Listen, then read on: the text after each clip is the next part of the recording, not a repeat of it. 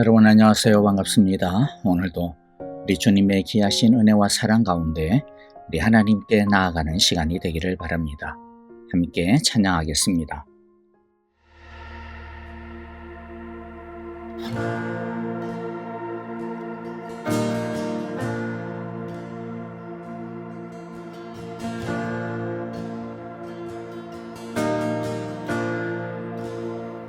사랑해요. 주의 자비 변치 않네. 내 모든 삶 주의 손에 있네. 난 눈을 뜰 때부터 잠들 때까지 난 노래해 주의 선하심을.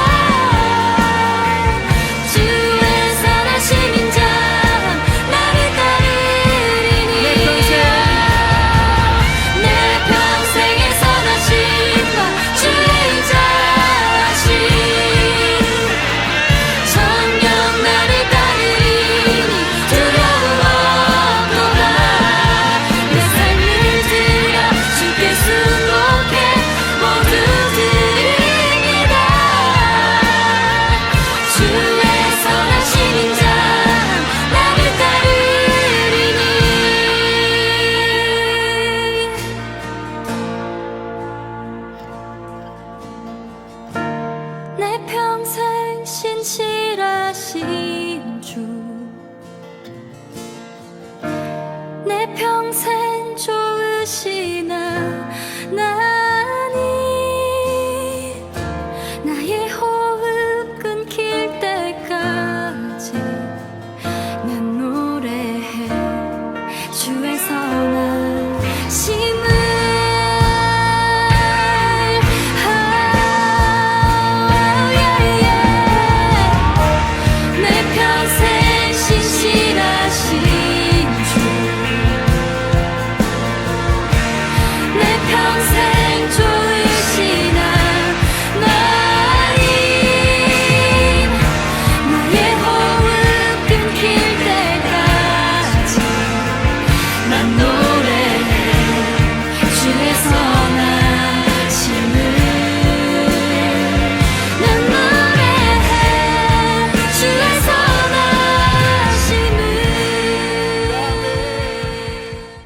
오늘 우리가 함께 나눌 말씀은 이사야서 23장 1절부터 18절입니다. 우리 영상을 보면서요, 한 절씩 같이 읽겠습니다.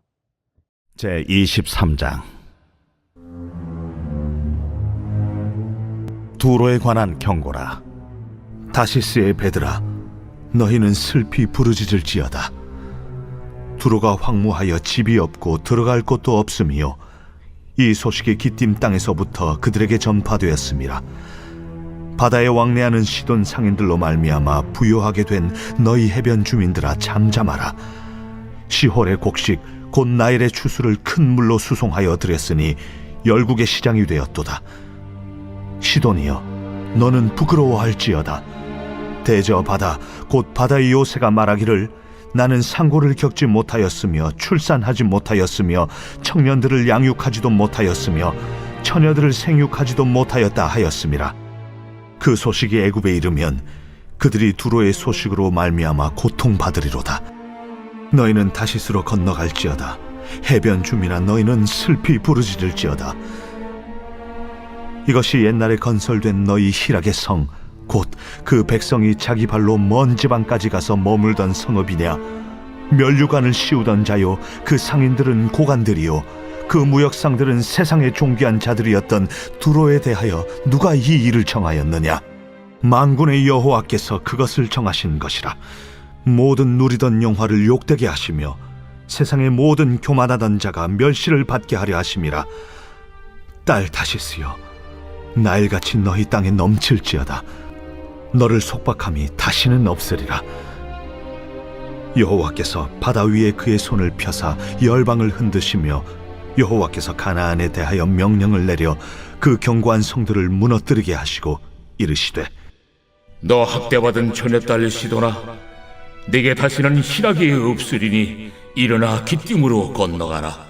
거기에서도 내가 평안을 얻지 못하리라. 갈대아 사람의 땅을 보라. 그 백성이 없어졌나니 곧 아수르 사람이 그곳을 들짐승이 사는 곳이 되게 하였으되, 그들이 망대를 세우고 궁전을 헐어 황무하게 하였느니라. 다시스의 배들아, 너희는 슬피 부르짖으라. 너희의 견고한 성이 파괴되었느니라. 그날부터 두로가 한 왕의 연한같이 70년 동안 잊어버린 바 되었다가 70년이 찬 후에 두로는 기생의 노래같이 될 것이라.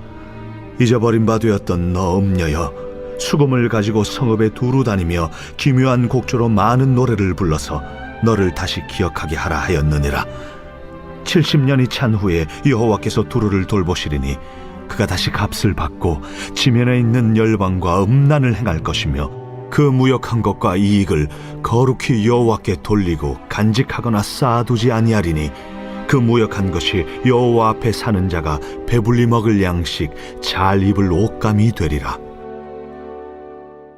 오늘은 13장부터 계속 이어왔던 유다 주변의 10개의 나라들 중 마지막 심판의 말씀입니다. 두로와 시돈의 멸망에 대한 경고의 말씀입니다.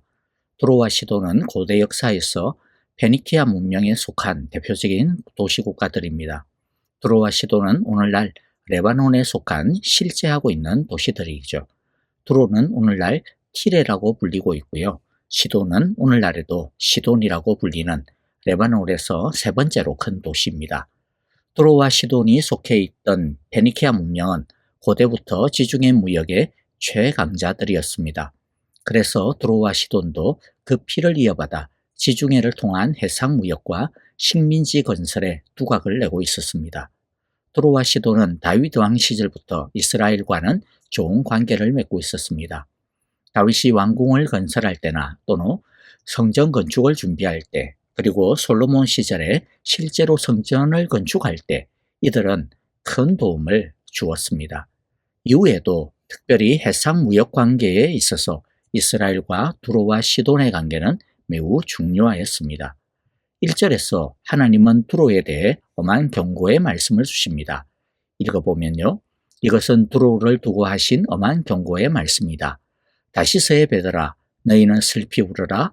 두로가 파멸되었으니 들어갈 집도 없고 닻을 내릴 항구도 없다. 키프로스에서 너희가 이 소식을 들었다.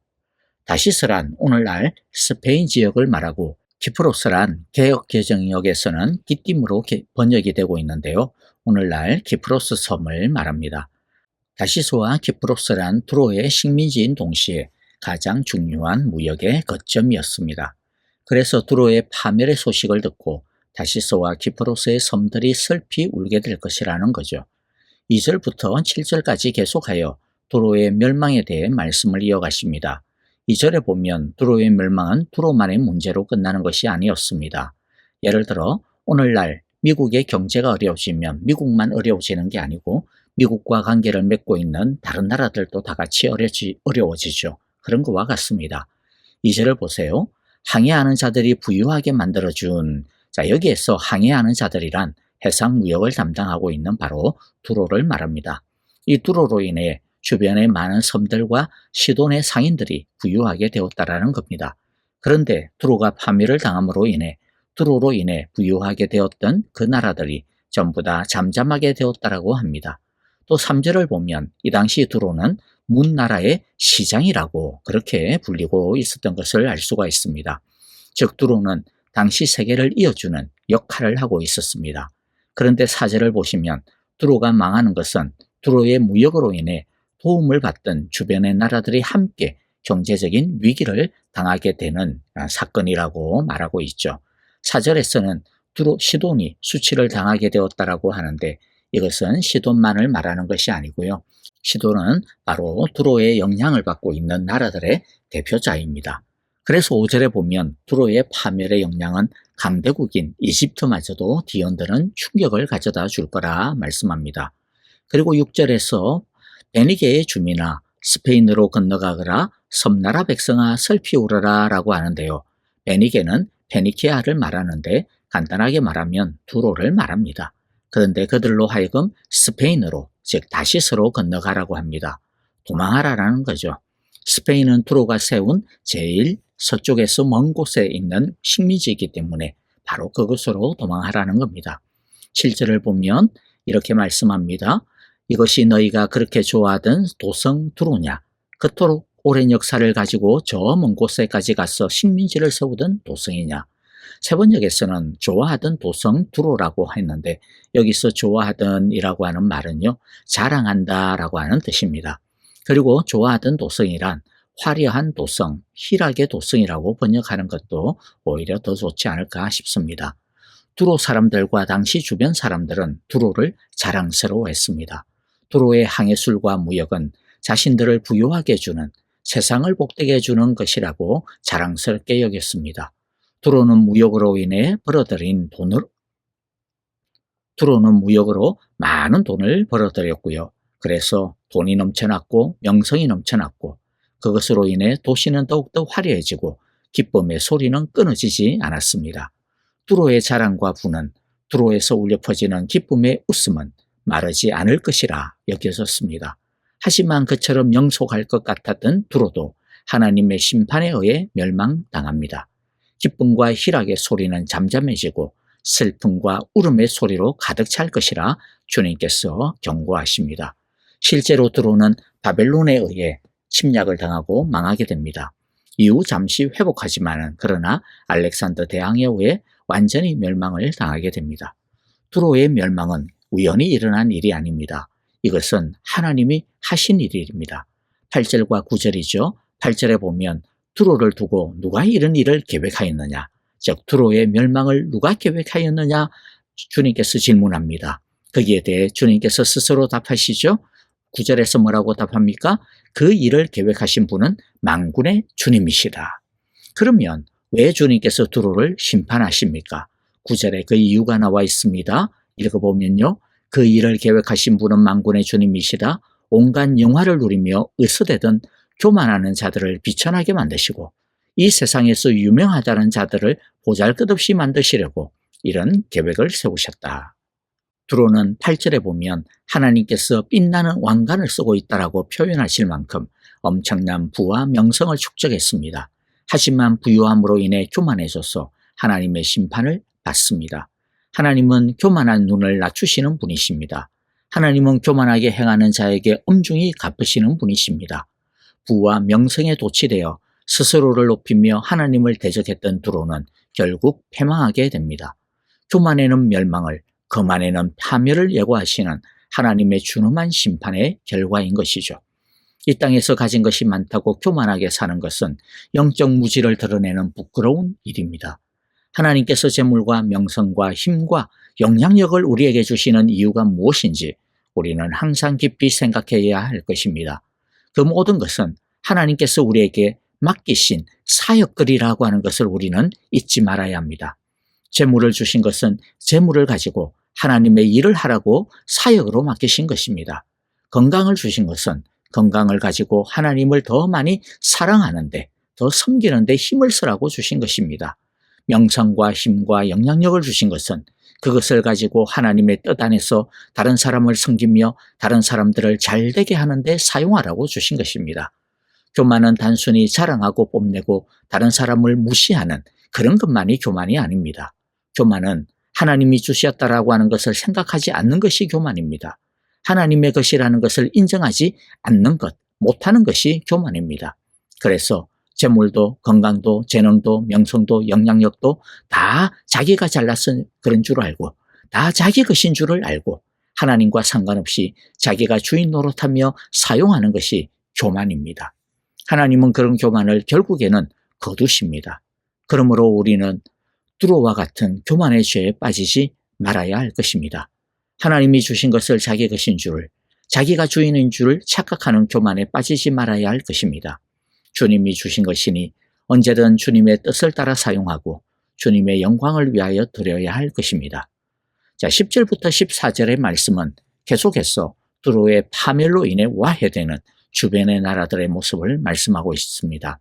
10절에 보면 스페인이, 11절에서는 지중해 바다의 주변의 왕국들과 베니게의 요새들이, 12절에서는 시돈과 키프로스가, 14절에서는 다시스의 배들과 요새들이 두로의 멸망으로 인하여 함께 파괴되고 슬퍼하고 있습니다. 두로가 망하자 두로를 믿고 살던 나라들도 함께 망하고 맙니다. 두로와 더불어 번영을 했던 시돈, 스페인과 지중해의 식민지들은 두로의 패망과 더불어 쇠락의 길을 걷게 되고 결국 그 어느 곳에서도 평안을 얻지 못하는 비참한 처지로 전락하게 됩니다. 하나님께서는 교만하고 악한 자들을 의지하며 그것에 기대어 사는 자들을 또한 결코 좌시하지 않습니다. 그의 몰락과 더불어 수치와 치욕을 당하게 하십니다. 자신의 탐욕을 채우기 위해 죄와 타협하며 하나님을 대적하는 일에 동참했기 때문이죠. 그것도 결코 적은 죄가 아니기 때문입니다. 이것은 유다에게 그리고 오늘 우리에게도 주시는 경계이자 또한 위로의 말씀이기도 합니다. 유다는 두로를 보면서 부러워했습니다. 두로처럼 되고 싶었습니다. 두로의 그 불을 자기들도 얻고 싶었습니다. 자신들도 어떻게 하면 두로한테 끼어서 거기서 떨어지는 콩고물이라도 좀 얻어먹을 수 있을까 하면서 두로를 기웃거렸습니다. 두로로부터 무역을 어떻게 하는지 좀 배워볼까 하고 두로 주변을 이리저리 그냥 기웃거리며 살았습니다. 그런데 하나님은 악의 형통을 부러워 말라라고 말씀하십니다. 악의 옆에서 괜히 기웃거리다가 악이 망할 때 같이 꼽사리로라도 다치지 말라라는 것이죠. 하나님 없이 잘 되는 것을 부러워할 것이 아니라 오히려 그것은 조심하고 멀리해야 할 것입니다. 하나님 없이 잘 되는 것을 부러워할 것이 아니라 우리는 하나님의 뜻이 이루어지는 것에 관심을 가져야 하고 그렇게 사는 사람들을 부러워해야 할 것입니다. 마지막으로 13절부터 18절에서는요. 하나님은 심판받은 두로에게 회복의 메시지를 전하십니다. 15절과 17절을 중심으로 보면 바벨론에 의해 망한 지 70년이 차면 다시 회복하게 될 것이라 말씀합니다. 이것은 유대인들이 페르시아의 고레스 왕에 의해 포로로 잡혀간 땅에서 다시 이스라엘로 귀환하는 것과 같은 역사입니다. 고레스 왕은 유대인뿐 아니라 당시 많은 나라들에게 자신들의 나라로 돌아갈 수 있도록 했습니다. 이때 두로도 이 혜택을 받은 것이죠. 그런데 이것은 하나님께서 두로에게 주신 혜택입니다. 하나님은 어떻게든 한 나라라도 한 사람이라도 회복되어지기를 원하시는 것이죠. 그리하여 하나님을 알게 되기를 원하십니다. 하나님은 두로에게 이 회복의 목적이 무엇인지에 대해 분명하게 일러주고 있습니다. 18절을 읽어보면요. 두로가 장사를 내서 벌어들인 소득은 주님의 몫이 될 것이다. 두로가 제 몫으로 간직하거나 쌓아두지 못할 것이다. 주님을 섬기며 사는 사람들이 두로가 벌어놓은 것으로 배불리 먹을 양식과 좋은 옥합을 살 것이다. 두로의 이윤이 하나님을 위한 거룩한 것이 되도록 사용하기 원하시기 위하여 이 회복을 주셨다라는 것이죠. 하나님은 두로가 이전의 교만의 죄를 깨닫고 하나님께서 자신들을 회복시킨 이 올바른 목적을 알고 그 하나님의 거룩하신 뜻을 따라 사는 거룩한 나라가 되기를 원하시고 있는 것이죠. 그런데 두로는 이 하나님의 거룩한 소원과는 전혀 상관이 없이 살았습니다. 두로는 이 하나님의 소원을 안타깝게도 따르지 않았습니다. 그들은 70년 동안 망한 가운데서도 아무것도 깨달은 것이 없고 변한 것도 없었습니다. 그들은 회복한 이후에도 이전과 똑같이 자신들의 주인이 되어 교만하게 자신들만을 위해 살았습니다. 그러다가 이들은 그리스의 알렉산더 대왕에 의해 완전히 파괴되고 멸망당하고 맙니다. 하나님이 주신 기회를 자신을 위해 사용하면 하나님을 무시하는 것이고 모욕하는 것이나 다를 바가 없습니다. 말씀을 마무리합니다. 교만을 버립시다. 하나님께서 우리에게 주신 것은 하나님의 일을 위하여 우리에게 맡기신 사역의 기회라고 하는 것을 잊지 말기를 바랍니다. 자신의 욕망을 채우는 대신 하나님 나라를 든든히 세우기 위해 하나님이 우리에게 맡기신 것들, 즉 재물, 건강, 명성, 영향력과 같은 것들을 사용한다면 그것은 너무나도 아름답고 고귀하며 하나님께서 기뻐하시는 일인 것입니다. 바라기는 우리 모두 하나님이 주신 목적대로 하나님의 영광을 위해 사용하고 살아가는 삶의 예배자들이 다 되어지시기를 간절히 기도하고 축복합니다. 아멘. 오늘 우리에게 주신 귀한 말씀들 마음가운데 새기면서 우리 함께 찬양하며 기도하도록 하겠습니다. 우리 교회와 형제자매들을 위하여 기도합니다. 이번 주일에는 추수감사주일이죠. 함께 우리가 성찬으로 감사의 예배를 드리는데요. 우리 같이 성찬을 준비하며 또 하나님께서 우리에게 주신 한 해의 기쁨과 사역들, 열매들을 우리 주님께 감사드리는 그러한 예배의 시간이 되어지기를 위하여 기도했으면 좋겠습니다. 형제자매들을 위하여 기도할 때 특별히 아프신 분들 또 어려움을 당하고 있는 우리 형제자매들 위하여 한 마음으로 같은 사랑으로 같이 기도하기를 원합니다. 주의 은혜로 회복시켜 주옵소서 기도하시고요. 선교사님들을 위하여서도 우리 함께 간절하게 기도하겠습니다. 함께 찬양하며 기도합니다.